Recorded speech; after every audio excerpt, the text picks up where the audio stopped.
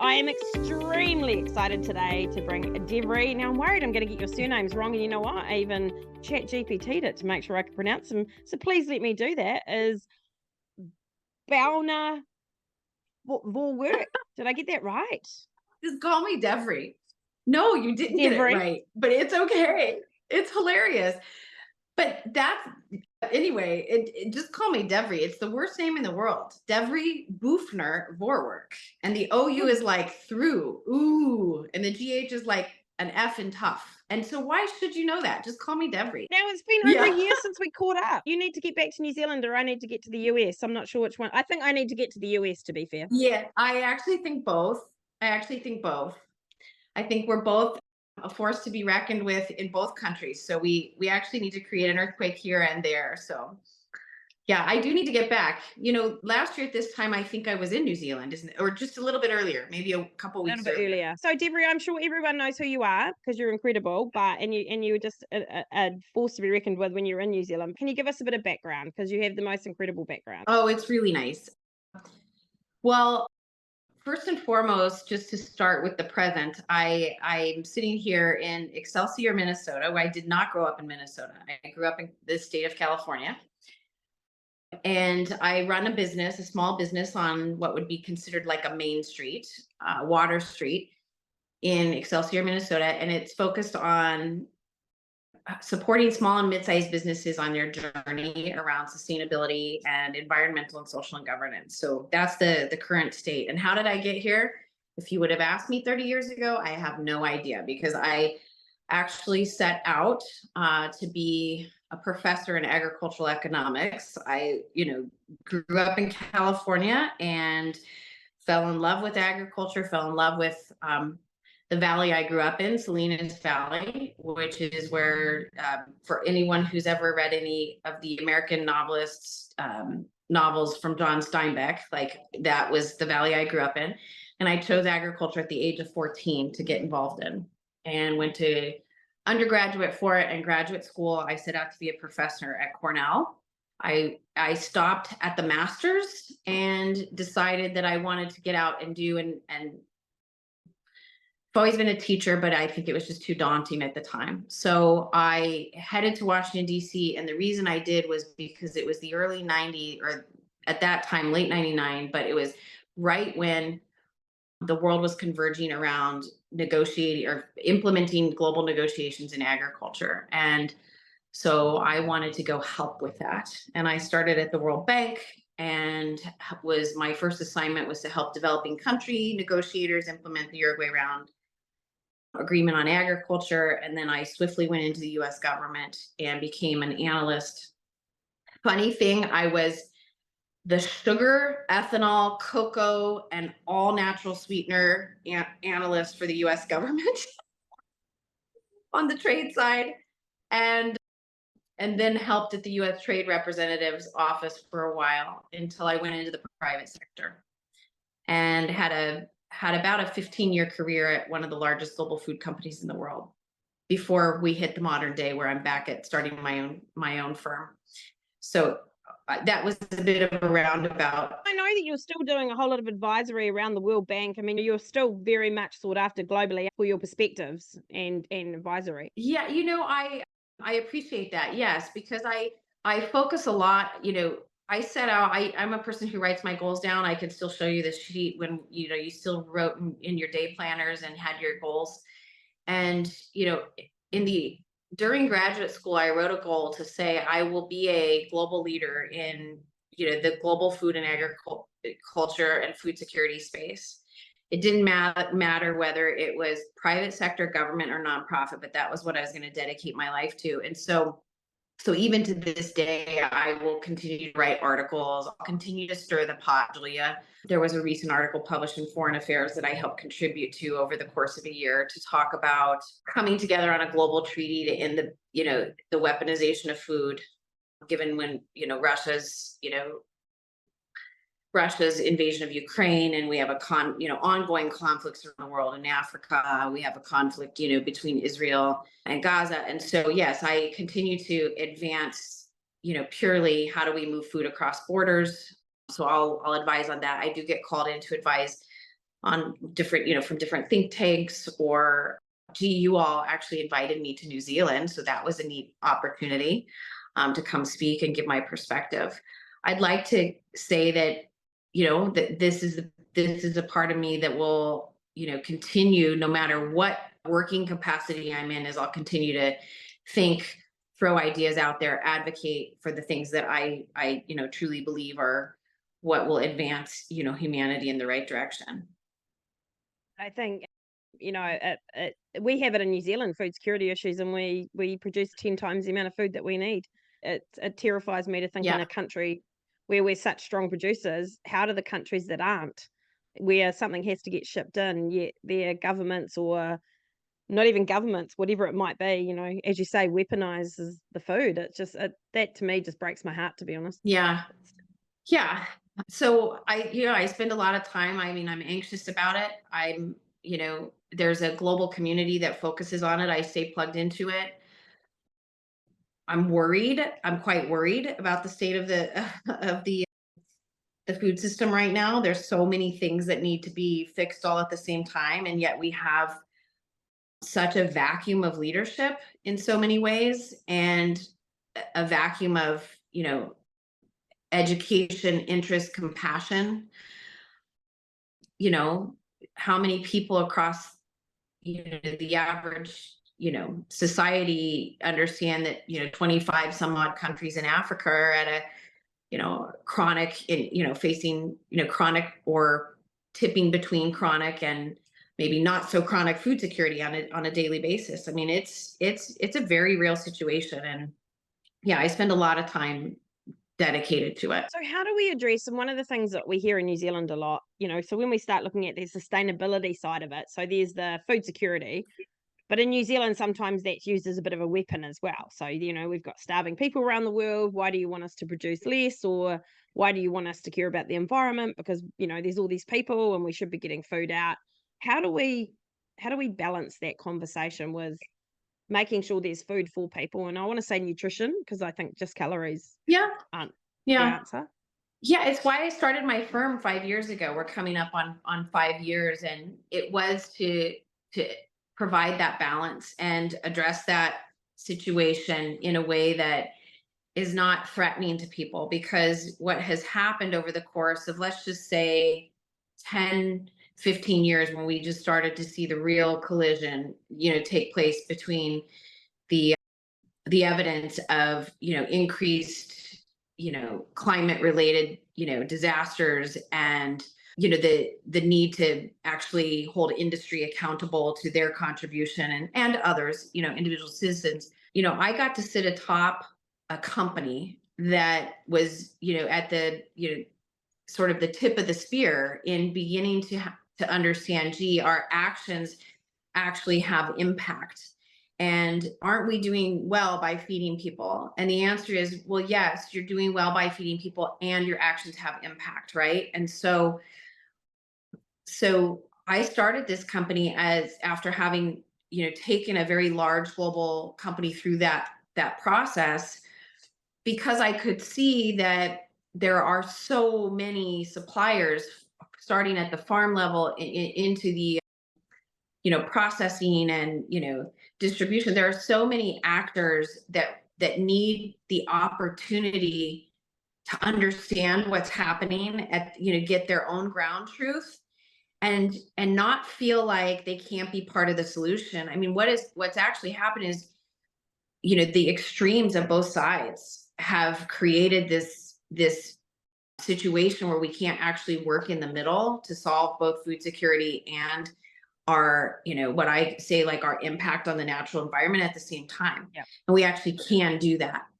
But it's the extremes that are yelling and not providing the opportunity in the middle for people to actually just figure out what they need to do to contribute to the solution, or be part of the solution. So what I observed when I was in New Zealand last year is there was this tension. I think when I was on stage, I said, and I don't know anything about rugby, I said, gee, you're all in a scrum and you need to lift your head up, right? Like, there's real opportunity here in New Zealand. And I believe that. I believe the Kiwis are the most optimistic people in the world, and the can-do kind of people, right? But for some reason, what happens is maybe the extremes pull the public policy and the officials too far one way, and then what happens is those that have to implement it retrench and go the other way.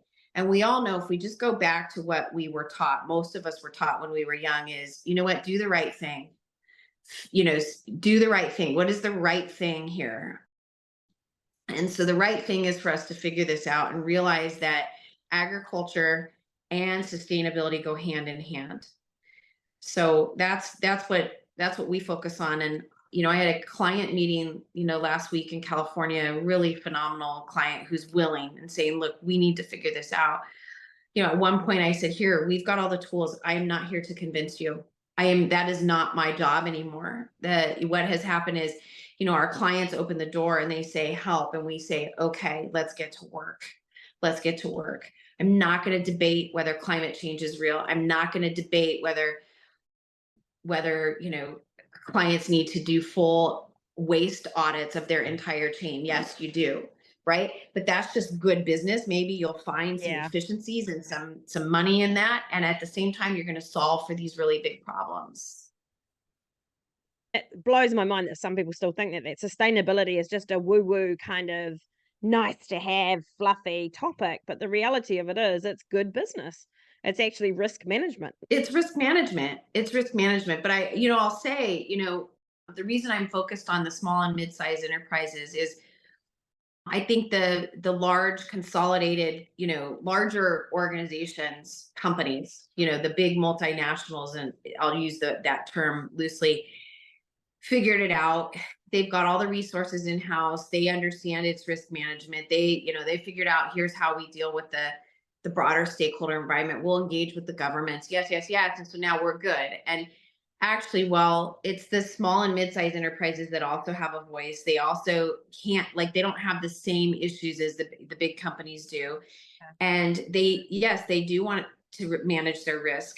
They do want to create efficiencies, but they don't have all the financial capital to back them or do that. And so what we do, and what I spend my time thinking about, is how do I bring these important actors, farmers or smaller, and mid-size ag enterprises, or, some of them are on the energy side or the financial services. How do I bring them to the table, and how do I equip them with, with tools and new ways of thinking that can just get them to keep moving day by day toward a broader integrated strategy? And, you got to start somewhere. And if we overwhelm and say, you're such a bad actor, and why aren't you taking accountability, instead of saying, you know what, yeah, you create positive externalities for society, and there are some negative things that your business, creates, and we're going to attack both of them. And this is a safe space. So let's get to work. That's what I love so much about you, is that you're not frightening people, because it's scary, and people do want to do what's right. I love everything you've just said around that. Instead of running down the train screaming it's on fire, you're trying to get people to just move in a way that helps them get, because we're never going to stop moving forward. We're never going to stop finding solutions. And if you don't get started, it just makes it harder. But if you're frightened and overwhelmed, it's hard to start. Well, and lots of these folks who need to be part of the solution, they see like activists around the world and all these marches. And by the way, I don't know if I've ever shared with you, my mom was a big political activist here in the United States. I probably never shared that. Where big, I say big, she's 5 foot tall and, shrinking. She's 82 now, but she used to, go to political rallies and kind of rattle the gates. And I always tell this story that when I was working at the White House complex at the U.S. Trade Representative, she was in front of the White House protesting the Iraq War. And I used to say to her, like, look, there are people that rattle the gates from the outside and you play a role, but there are also people on the inside who can be just as effective, but we do it in a different way, right? And so I say, look, I'm not gonna, when I sit with folks and I tell them, like, yeah, my mom, my little mom has been arrested, for political activism. I don't even know how many times, because it would scare me, and I didn't ask, right? I just wanted to make sure she was safe. It scares people. And I said, well, why? Right? So it's like, Everyone has their role. And if we just look at these activists in the street demanding change for, for climate, it's a signpost. It's a signpost that, collectively there are some things that we need to be addressing. Does it mean that those in the streets have the right answers? No. Like, I love my mom, but we can completely disagree on, how to get to the Yeah. same solution. Because in many ways, I say that's a utopian answer. You don't know all the facts, this and that. But the fact that the activists have been out demanding more, in my view, over time has been a good thing in driving changes broadly across the globe, right? And so I think what happens is people start to go, oh, these crazy activists, or oh, that bad business. And you know what? There's people inside of all of those types of institutions, whether you're an activist or you're in a corporate. And the only way we drive change is to do people to people. You know what I mean? Really sit down and have people to people connections.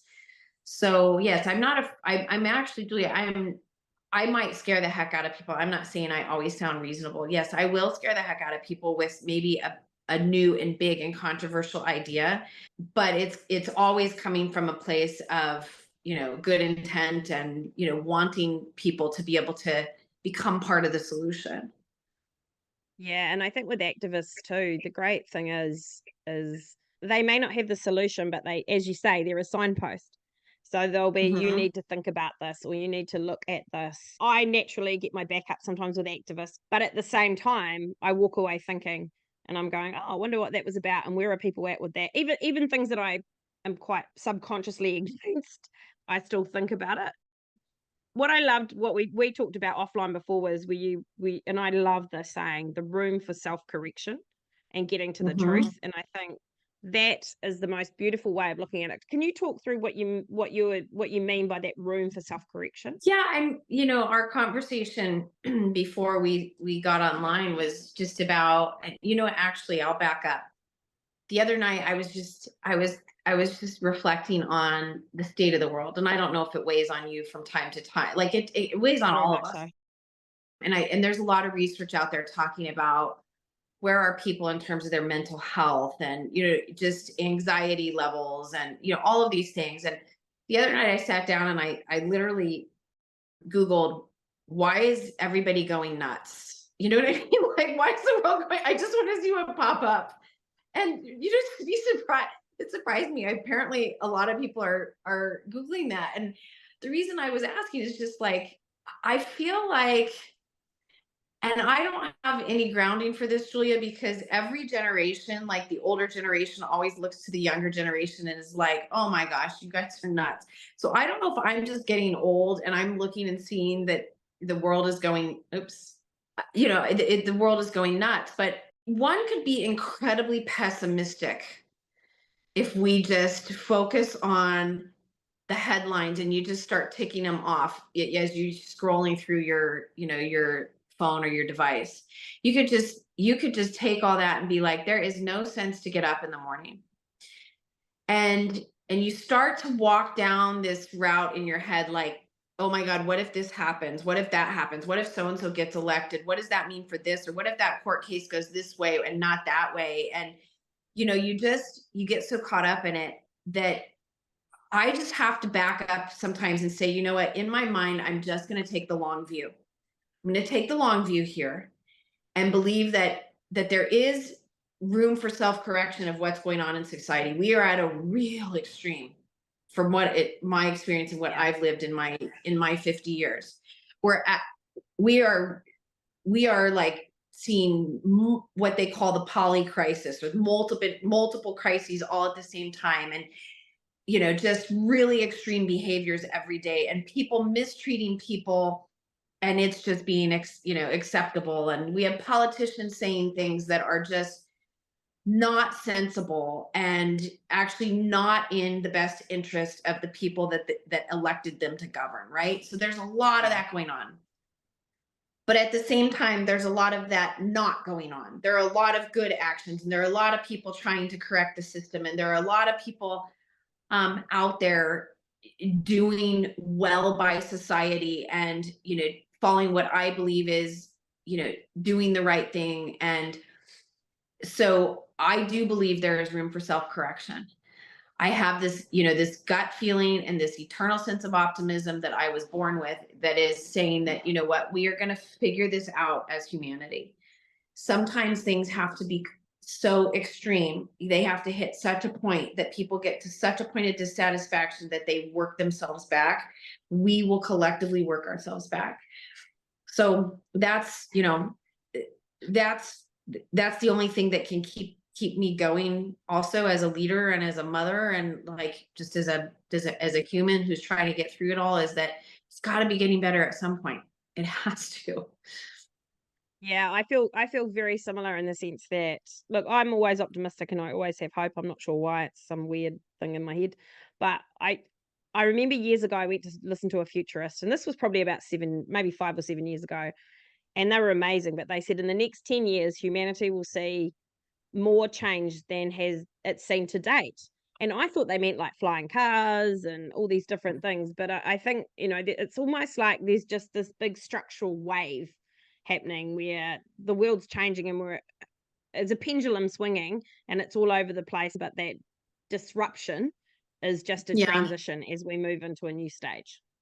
Well, and I've reflected on this a lot, and I believe that the very essence of what it means to be human is what's, when you say change is coming at in so many different ways. It's like, I think the very essence of what it means to be a human is being challenged, right? So we've got technology coming at us in just unbelievable speed, impacting us every day at something else, something new, some other big thing that's gonna, change the way humanity operates. And then you've got, as we just talked about, all these human behaviors that are being like, real, just fundamental behaviors of what it means to be human are being challenged, being respectful to each other, being Yeah. kind, spewing more love than hate, right? Like all that it's really extreme. And so we've got all these massive like challenges to what it means to actually be a human coming at us every day. And I think that's why there are a lot of people who are pessimistic. But if I look back on history, and actually I have some recent articles that I've dug up from my grandfather's time in World War II. My grandfather was a Navy corpsman, and actually he served in the Pacific. And so I wonder, if we look up his records, Julia, if his ship ever came through New Zealand, that would be something I would really, I That'd be don't I don't cool. know, but he was in some of the bloodiest battles like Peleliu and Okinawa, etc. And I think back around what that generation was dealing with, right? And did they have the same mindset that all of these things were coming? Because the most inhumane things were happening, right, during that time in that war. And it was the optimism that for a better world and a better international structure and a better life, and just that optimism that at the end of the day, good will win over evil, right? That's not any different than what we're facing, Julia, you and I, and we get up every day, right? There are so many bad things going on in this world, so many strong men that are out there, just, taking action to try to take over democratic societies. And it's like, but you know what? The thing is, like, let's not forget the very essence of humanity, right? Which is to love and be loved. And we got to remain optimistic every day to ensure that humanity exists.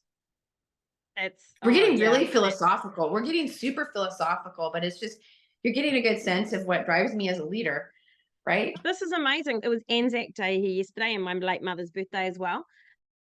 Sending beams of wherever mum is in the spirit world of love. And there was a young guy did a speech. I think he's the head boy at Rotorua College. And he talked about the country having to connect again like we did when our forefathers went to war. And it didn't matter what Mhm. parts of the country you came from or who you were or what your background was, you were fighting a war together. Yeah. And the challenge is we have so many of these big crises right now, a lot like Yeah. what I said in like my grandfather or your grandfather's time. And we can, what scares me is it's the collision course, right? Like that we're repeating the same mistakes of the past. And a lot of these things are outside of our hands because, as I mentioned, like just the, the strength of some of these dictatorial leaders who, who are taking actions, etc.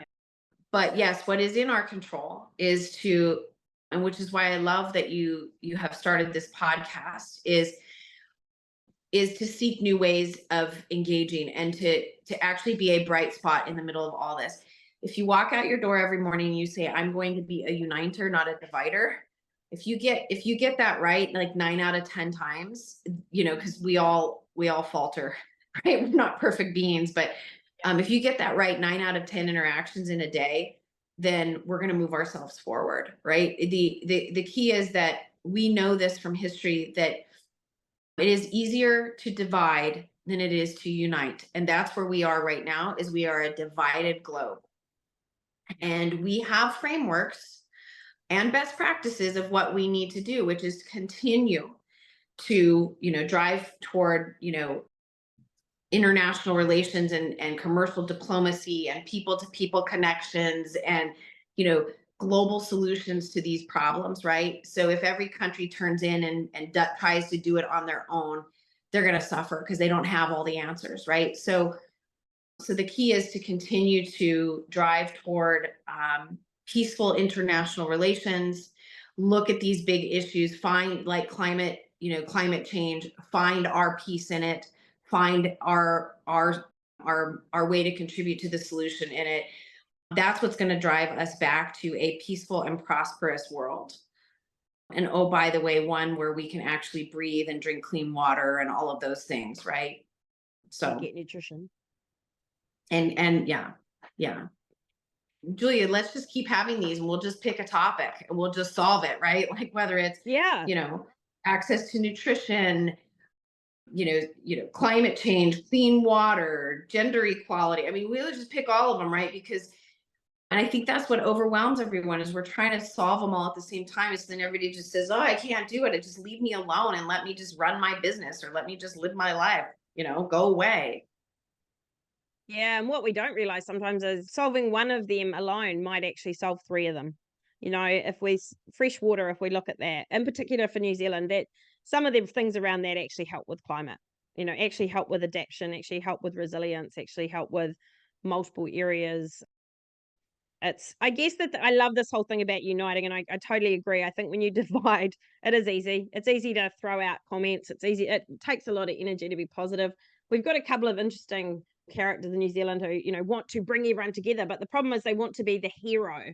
They want to be the heroes that unite everyone. And I don't think there's such a thing, because the concept is let's have one voice, but it's not about one voice. It's a platform that enables multiple voices. I don't think one voice is ever the answer. Yeah. It's hard because you do have people who are naturally inclined to bring people together, right? And then you have, I think what really good leaders realize is they have to lead and then get out of the way. You lead and then you get out of the way. And that's taken me a really long time to learn. And some of that comes with experience. Some of it, people are just wired this way. I think for me, it came with like failing a lot of times and succeeding in some and failing, and then deep introspection. But the big component that, well, I'll just throw it out there, it's ego, right? So it's like the types of leaders we need are not the ones that are so egocentric that they think it's them and only them and they have the answers. And this is what you see politicians do, some getting up on a pulpit and everyone, bows down to them and, oh yes, thank you, we will follow. Instead, the best, the most important kind of leadership we need is to get back to civic leadership worldwide, right? Which means each individual acknowledges and is also empowered to be what's the right word? A responsible citizen, right? A responsible citizen. And so what we are facing is that institutions are kind of crumbling, even in places here in the United States. I mean, people are watching us saying, what is going on over there, right? Like this lack of trust in institutions, and, the attacking of, the civic infrastructure. And the most important thing that needs to happen is that, every individual becomes enlightened as to what their role is not to be led, but to lead. And that's a very utopian, as I mentioned earlier, like my mother, a utopian view. But that's really where, if we're looking for leaders right now to organize us, one of the governing principles of that leadership is to acknowledge that you lead so far as to, with ethics and principle and, truth, you lead so far as to let people realize that they lead themselves. Yeah. And don't be a Right? hero. This is not about being famous. Like if you're leading with the ethos that it will bring you great fame, then you're not Yeah. leading. You're just self-promoting. You're self-promoting, and we have a huge vacuum of leadership globally. And it's why, I realized that I've had my mind in the global mindset, right? Global leadership, we needed that. We need to bring the world together around that. And now I've just gone back to community and being at the front door of your neighbors, and, how can we help? And here I'm in this small town on Water Street instead of on K Street in Washington, D.C., or living in Shanghai, as which was a great adventure. I'm actually back sitting in community and rewiring to myself to say, okay, like the answers are global, but also local. And for many years we have forgotten about coming up with local solutions. And actually we've dismissed, I'll be the first to say, these global companies have dismissed the importance of, local communities coming up with their own solutions. Yeah. So The bottom up approach in particular to environment. And look, I'll take, I've been bad in the sense where with people I've been like, we just need to get on and do it. But the reality of it is, in particular in New Zealand, for a very small country, we still have really quirky nuance in each different region. So what might work for me where I live in the Waikato isn't going to work for someone in Southland. And yet we want these blanket approaches. Yeah.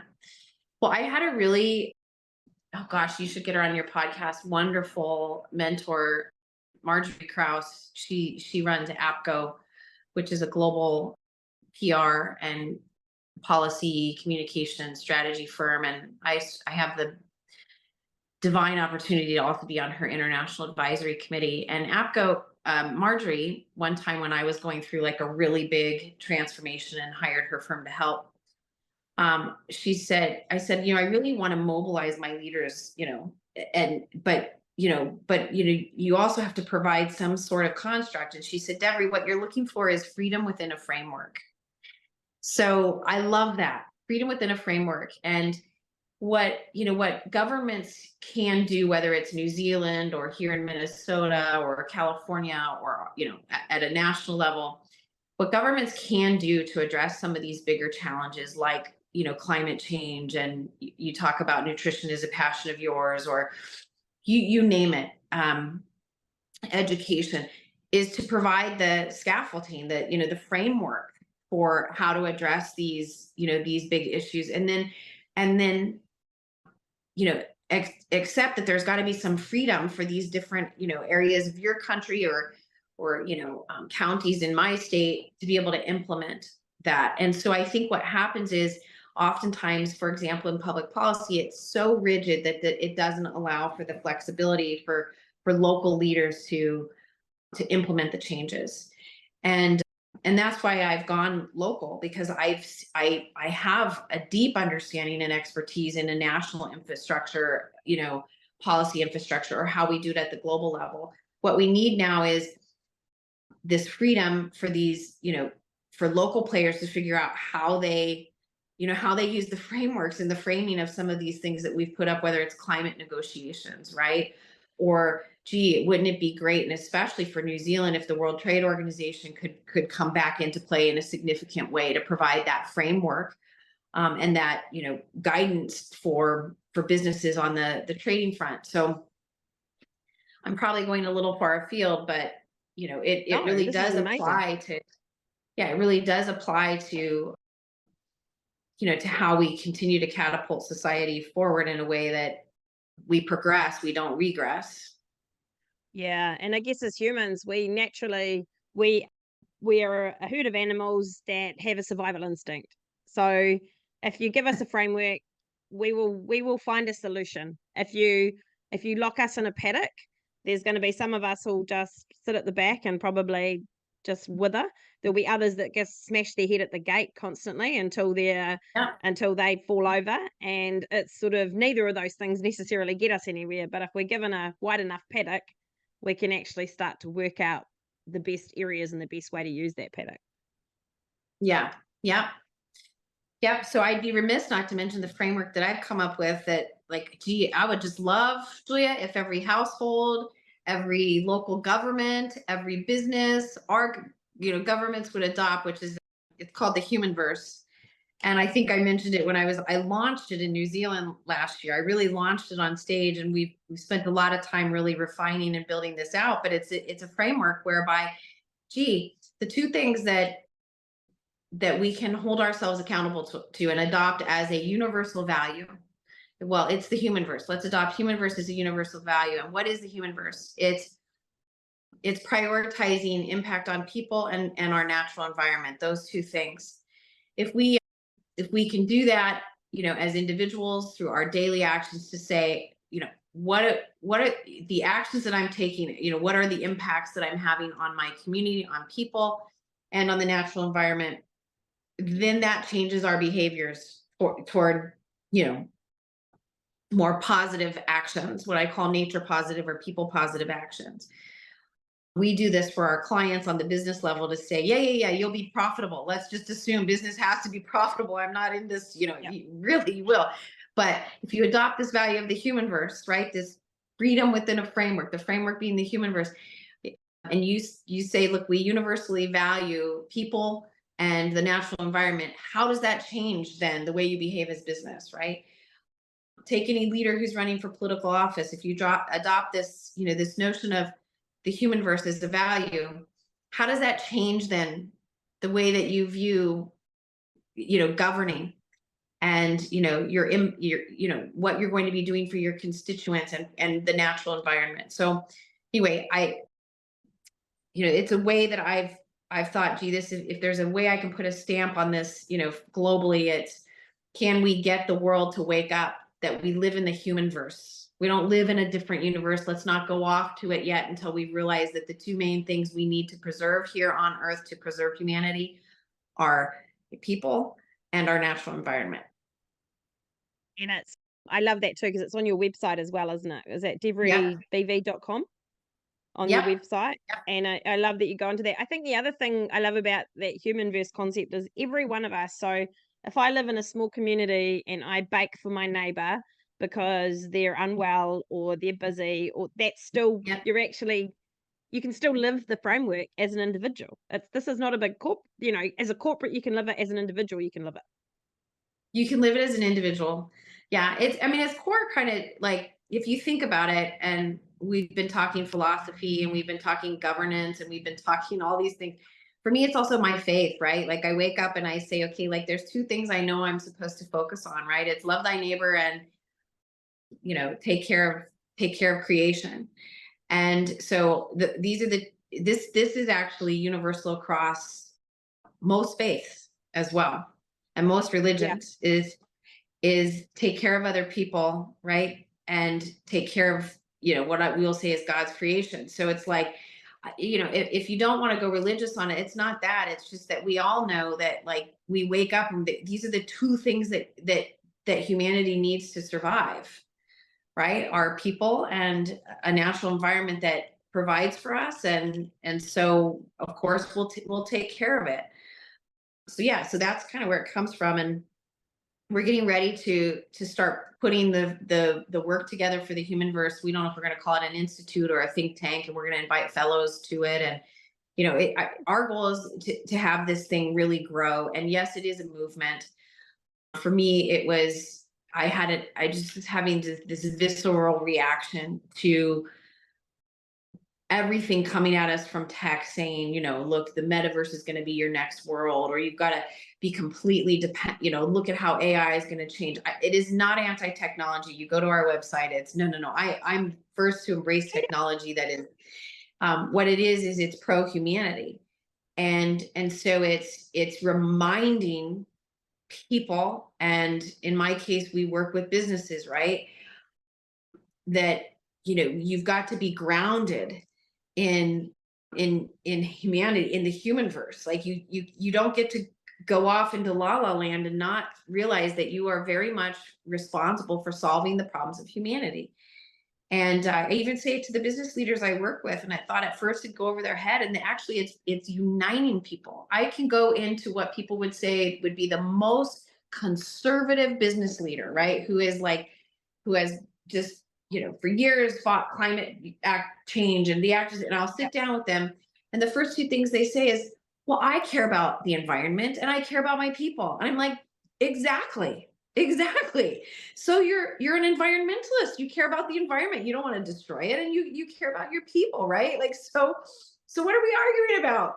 And it's actually been really refreshing that it unites folks. So We can all connect. We can all connect to it. It's not like a random comment, random word or a random theory that I'm like, oh God, I'm gonna have to Google what this means. It makes sense, what is, and what is the impact, even as a leader, what is the impact you're having on the immediate people around you? And therefore, if I'm having that, if it's a negative impact, what impact is that having on their people around them and the sector and everything else? And I think that just means that people can, and hopefully it teaches people or encourages them to bring different voices into their tent and not be afraid of them. hmm hmm courage is a big one. Courage is a big one, because an individual can even believe in that and believe in that, have, the human verses, buy into the values, and then the institutions that they're in are not set up to succeed. And so it's why business, or others, have to be held accountable, because institutions can get bigger than themselves, and incentives like financial incentives and those kinds of things can actually deter the organization from actually doing the right thing. So it's why we have regulations. It's why government has to step in, right? And say, I did an article this last week for Earth Day. I'll commend it to you. But it talks about, basically business in the United States did you know we didn't have an environmental protection agency until 1970? And so actually Earth Day, the origins of it come from a senator in Wisconsin, here in the States, in mid 1970. On April 22nd, they had his first Earth Day. They had activists that kind of went all around the country and did sort of sit-ins and teach-ins on why we needed regulations in the United States to regulate business. And gee, we could all say, well, gee, business leaders, they're individuals, they're people too. They should care. Well, sure, you can have business leaders that care, but the business doesn't, right? Because the business is making money. So interestingly enough, I mean, by December 1970, we had the Environmental Protection Agency was founded. Now today, business gets so upset, can rail against it, but you know what? It's a good thing that business is regulated, because yes, we can have good individuals within business, but they don't have courage to go up against the broader institution. So just because we have business leaders inside who want to protect the environment, who care for people, doesn't mean the business is doing that. So it's why I'm also striving for businesses to adopt the humanverse value set as part of their value set. Yeah, and you find, in particular with public companies too, often I think there's a misalignment between your shareholder. That's what people forget too. So Barry might be this incredibly high caring person that wants these great things, but he's a human, or Mary, and they want to keep their job. They want That's to it. actually maintain employment and keep doing what they want to do. And to do that, they have to keep the board happy. And then the board need to keep the shareholder happy. And even if you're not a public company, you have to keep the bank happy, and you have to keep, and so these multiple stakeholders become the institution. And I think sometimes people forget that it's not the, in reality, and I laugh when I mentor young people and they say, I just want to be the boss. And I'm like, there isn't one. There is no top. someone's always accountable to someone. And, you know, to be fair, it took me 48 years to work that one out, but it's, you know, there's always someone else you're going to have to answer to. So Yeah. we can't have that. I think sometimes we like to care guilt, you know, oh, they obviously don't care enough. And it's not that individual doesn't. If that organization, like you say, the institution is overriding that, it's not about the individual, it's that institution. Yeah. And so, yeah, I mean, it's so then you decide, do you stay in an institution that's going to behave that way, or do you go on the outside and rattle the gates, right? Like, Yeah. and hold them accountable that way. And there's, you know, anyway, there's a lot of that going on too. So there's a lot of There's so much work to be done, and I know it might sound weird, but this whole conversation has made me feel quite energized and hopeful. Even more so, I think, in the sense that what you do is you simplify it so it doesn't make it scary anymore. It makes it big, and it's like reality is we've got a lot of shit to try and get right, or not even get right, just to move forward. But there's also that great hope that, as you said earlier, as much as there's the bad behavior, there's so much of the good. so much of the good, so much of the good. And the good have to keep calling out the bad behavior, because it really is not acceptable. It's not acceptable. It's not acceptable for people to be going around telling mistruths, you know, riling people up over things that are actually important to people's health and well-being. So yeah, the good just have to keep calling out the bad behaviors, and that's where courage comes in. That's where courage comes in. Yeah, my personal experience has been that it's not always career lifting, but it's good for your soul. Define your career. Redefine your career. That's the thing. This is a big question to ask you, and it's sort of our last question. What is your greatest wish for the future? And it can be multiple wishes. Well, I'm, you know, on the, I always, I start with peace and harmony, right? Like achieving peace and harmony worldwide, that, you know, every individual is able to achieve their full potential. Every individual doesn't have to worry every day about where their food's coming from. Every individual has what they need to live a healthy, and I say prosperous, but meaningful and Yeah. love-filled life, right? So I probably sound a bit like a pastor or a preacher. By the way, I do sometimes preach at my church, which is meaning it's Be great. very lucky. So that is my greatest wish for society, because then all else falls into place. And then you start to go down to your like different levels, right? So that's at the macro level. I'll say my greatest wish, you know, in all of that is that my children, I have two, Charlie who's 11 and Shauna who's 8, that they're able to live a, you know, a fruitful, meaningful, happy, joy-filled, faith-filled life. And those two are very much connected, right? And I wish that for all children and all beings. Yeah. Every child deserves that. Just leave it at global peace and love, and you know, a peaceful and healthy planet for our children going forward. We can disagree and still love, and that's what propels society forward, right? The natural tension in the system to have different ideas, different views. I mean, think about some of the greatest innovations that have been created comes from like disagreement, right? Fine, but you can still do that while being a kind and loving individual. And I'll tell you this, from my very small town in California, we used to have a preacher. I'm in an Episcopal church, and she gave my sister some good advice that my sister Mallory passed on to me. She said, you don't have to like your neighbor. You know, you have to love your neighbor. And those are two very different things. Yep. Two very different things. Think about that. Think about that. When you're disagreeing and you're like, but to still be able to dig deep and love that person as an individual, right? That's the real challenge. And that's why it's so hard. We take 2 steps forward as society and 1 step back. And every single one of us is to blame.